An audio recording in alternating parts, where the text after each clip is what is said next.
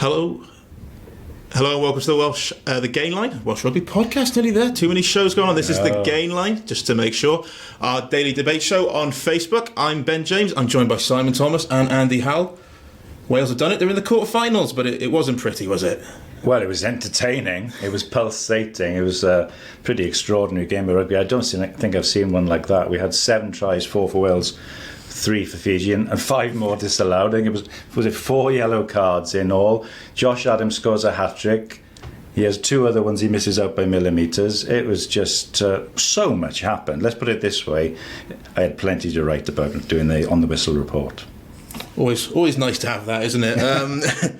So, 29-17 win over Fiji. That means for the third time in Warren Gatland's reign, we're in the knockout stages. But Wales should be in the knockout stages. Yeah, exactly. Yeah, but probably not the greatest of victories. I think this is the 4th time since 2016 that Wales's tackle percentage has been under 80%.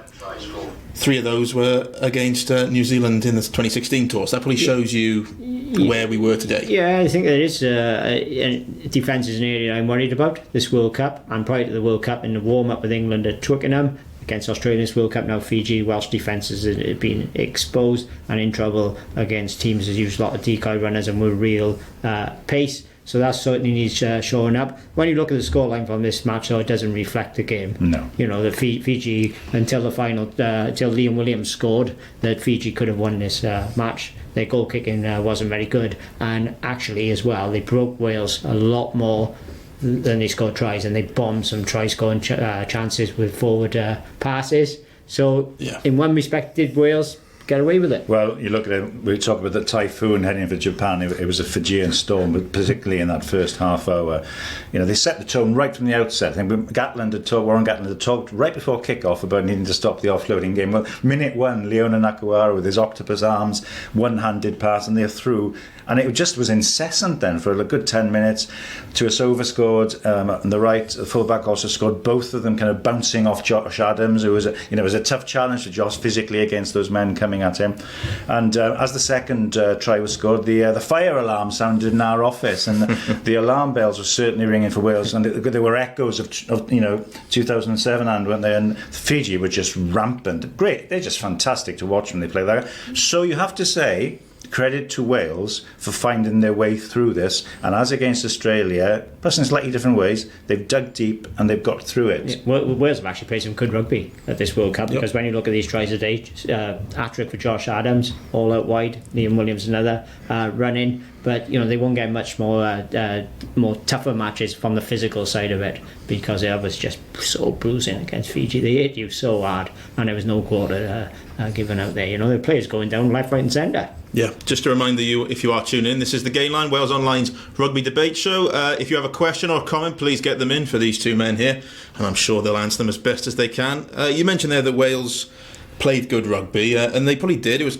maybe a bit fast and loose at times. It was frenetic, wasn't it? It was frenetic. Do we think that Wales maybe lacked control in this match? Because apart from a 7-minute period ahead of the second try where they went scrum after scrum after scrum, Wales never really put their foot on Fiji's throat. The surprising thing was that after that initial storm from Fiji, Wales kind of gathered themselves and went to their scrum strength. And that was encouraging, given what we've had of the scrum in recent games. It was a powerful weapon, and they were camped on the Fijian line, and a series of penalties went for scrum, re-scrum. Fiji ended up with 2 players in the bin, one for a clear out, and another one a cumulative offence after a number of scrum penalties, and then the flanker went off. So they were wearing them down.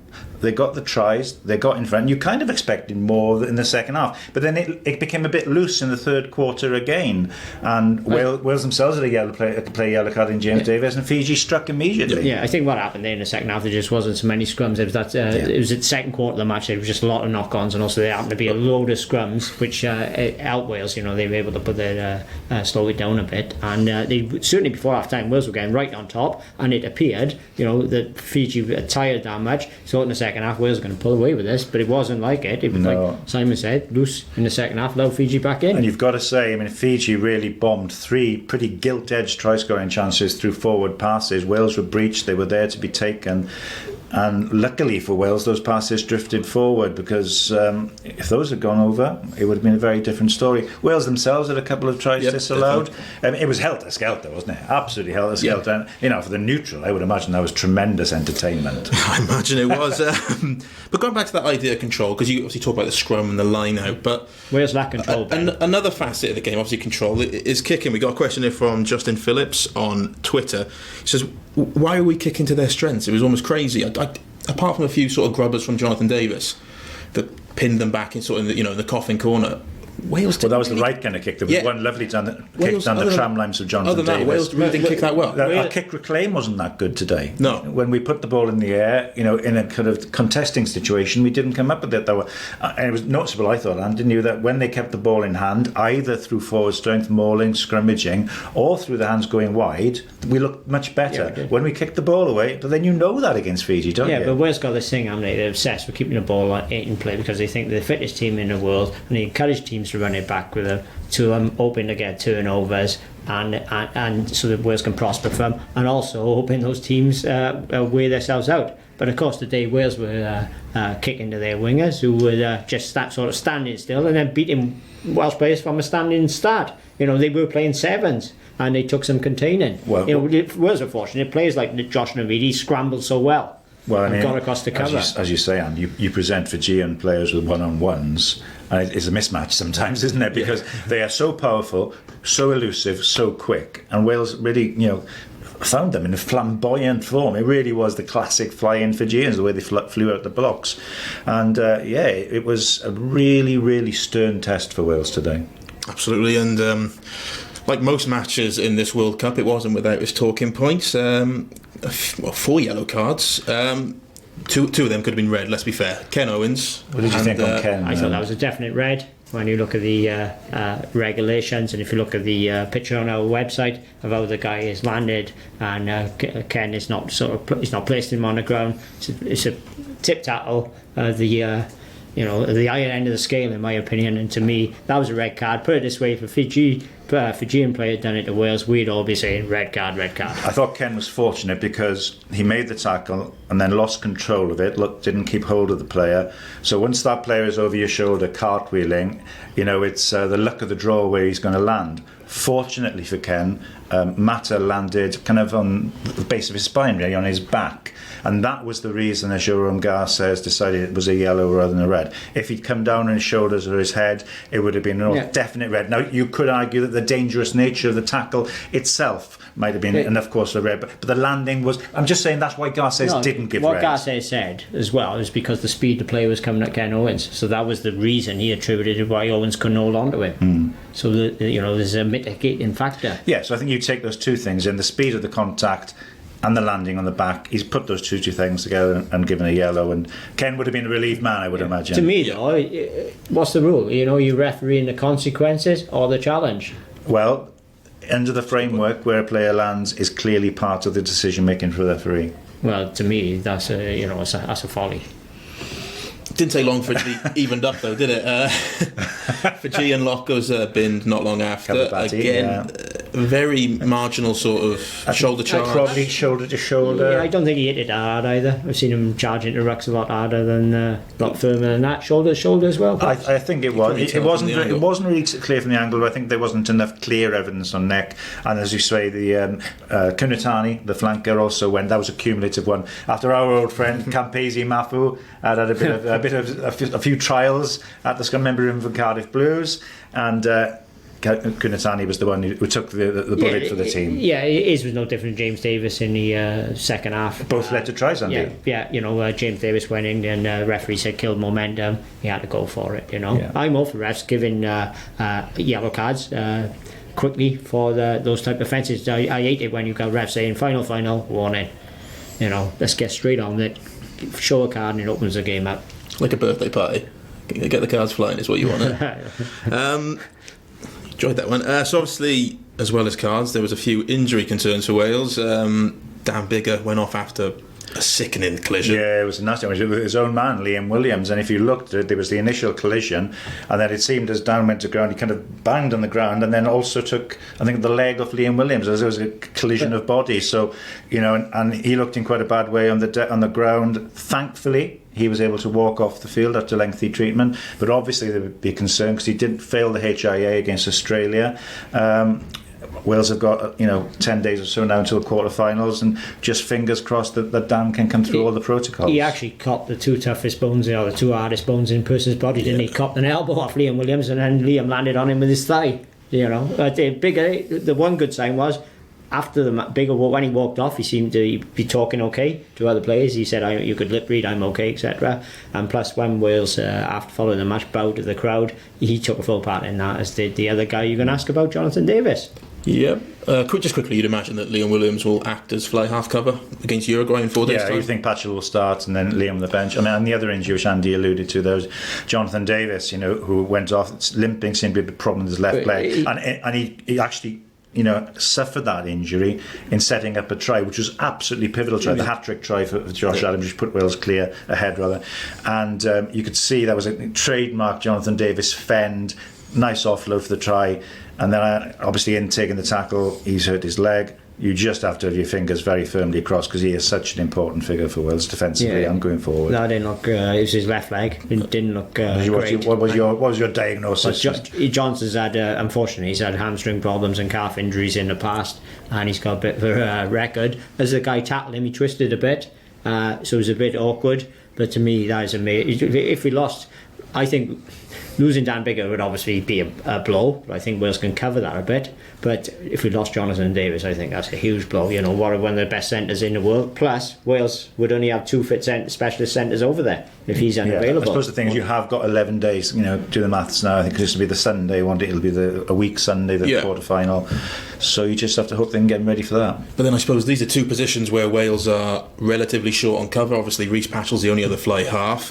Parks and Watkin are the only other centres. So if it is a tight call, Warren Gatland has to make a decision sooner rather than later, doesn't he? Because once you're out the squad, you're out the squad. I mean, obviously, if there was like a forward injured as well, and he had to look at the whole group of it, he might decide, well, perhaps it's best to make a change in that way and provide some cover. I mean, they're going to be okay for the Uruguay game because they've got an entire back division there, which they can cover that. Watkin and Parks. Parks is going to have to play now, and one of the wings is going to have to play. Yeah. But of course, Adams took a knock as well. Exactly, yeah. He had appeared to be a bit of a dead leg, and George North, after that run in the second half, he was feeling his hamstring, and he's got history as well. Yeah. So, but one of those is, or Liam Williams is going to have to play against Uruguay. You could have Alec Davis on the wing, maybe, or something like that. No, I wouldn't be surprised if they actually put Liam Williams on a wing and halfpenny fullback for that game. It's funny because we got a question from Gerwin Thomas on Twitter asking Josh Adams, our number one winger, would it be an idea for North to play against Uruguay to build confidence? Yeah, I mean, I always thought that was going to be the case. I always thought Uruguay would be a game. It's one of those games where all the action went on the other wing with Josh Adams defensively and in an attacking sense, and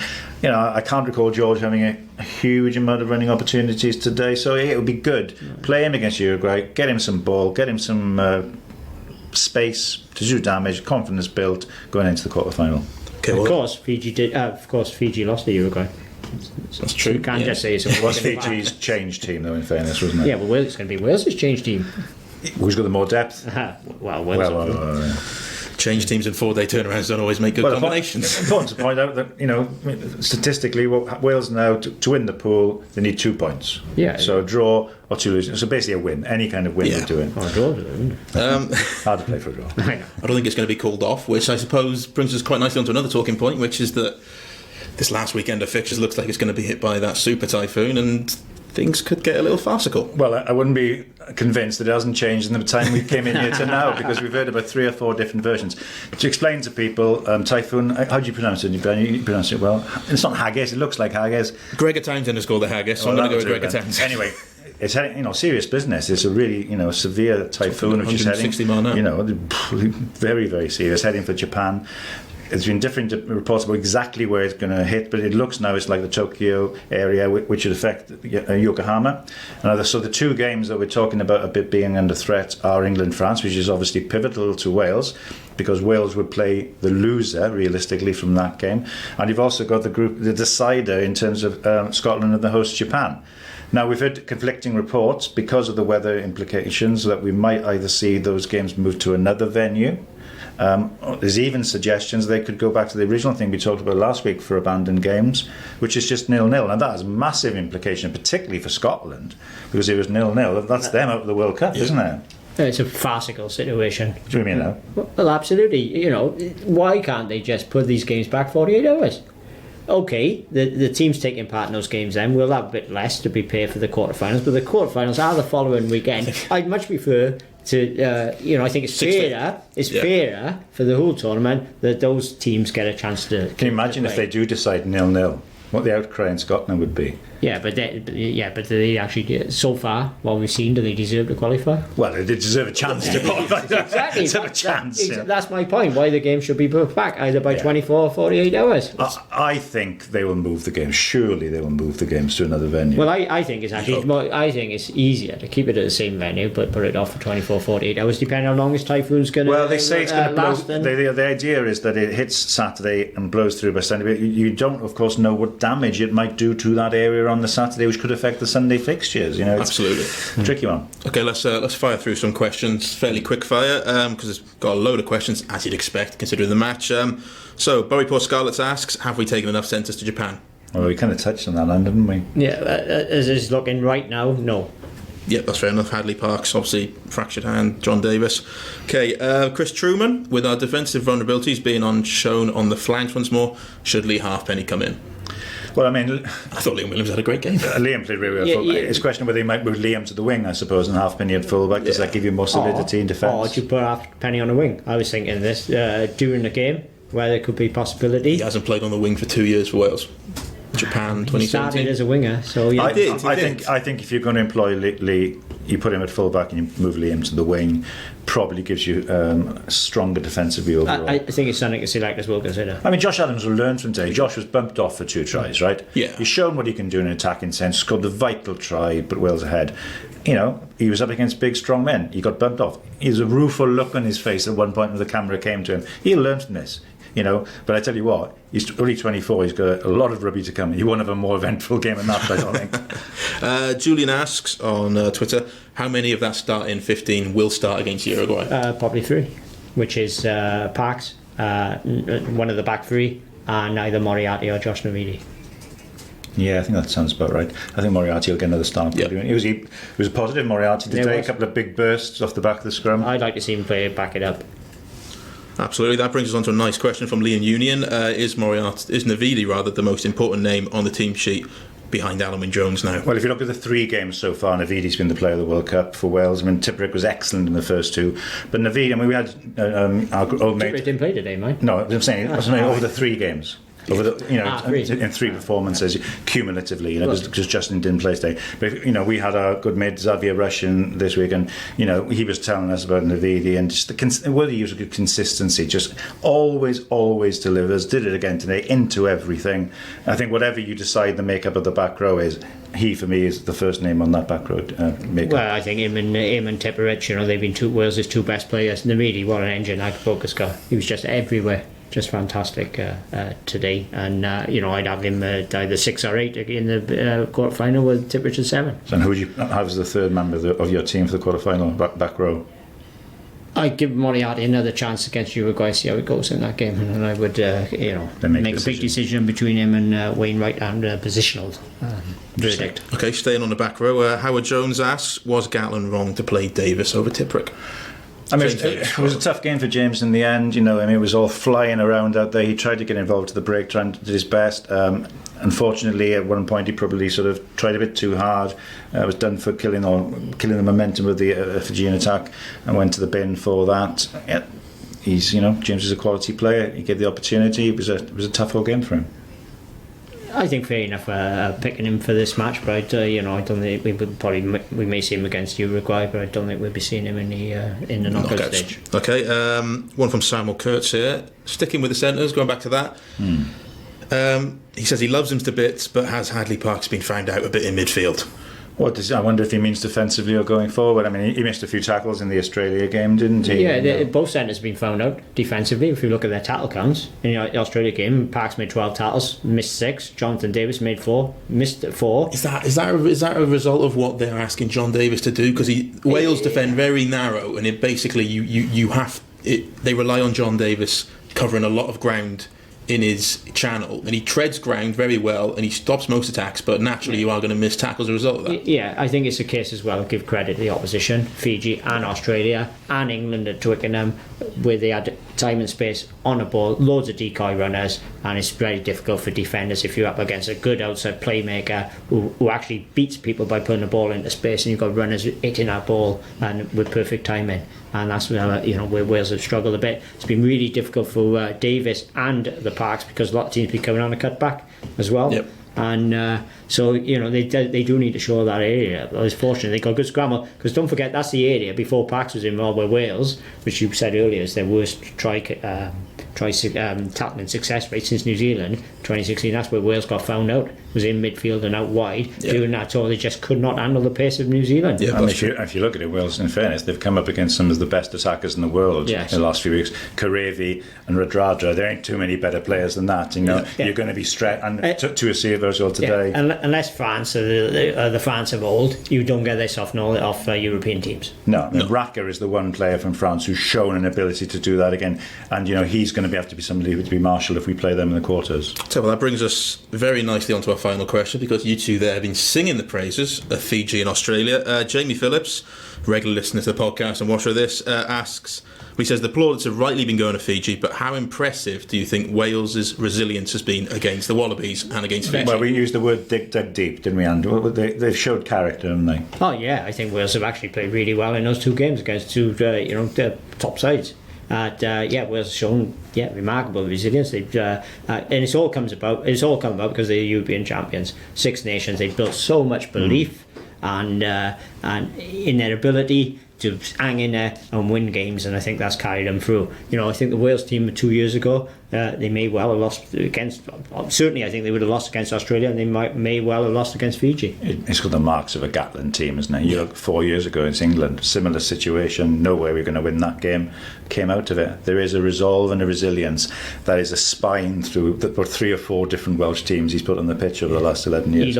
He looked a worried man at times today, in the coach's box. I think I'd have been worried playing against those Fijians. I suppose I'll ask one question from myself. We're now 3 games through the World Cup. Wales 3 wins out of 3. We're on the brink of a first pool stage win since 1999. Yep. No, we didn't win a pool. Samoa did. You have to look that one up. Okay, well, before 1999 then. Might be wrong. But yet, Wales probably haven't put in a full 80-minute performance. Is that something to take? Is that not the quality of the opposition, Ben? That in these games, which nip and tuck against teams of pretty equal abilities, you're not always going to dominate the game? Is it?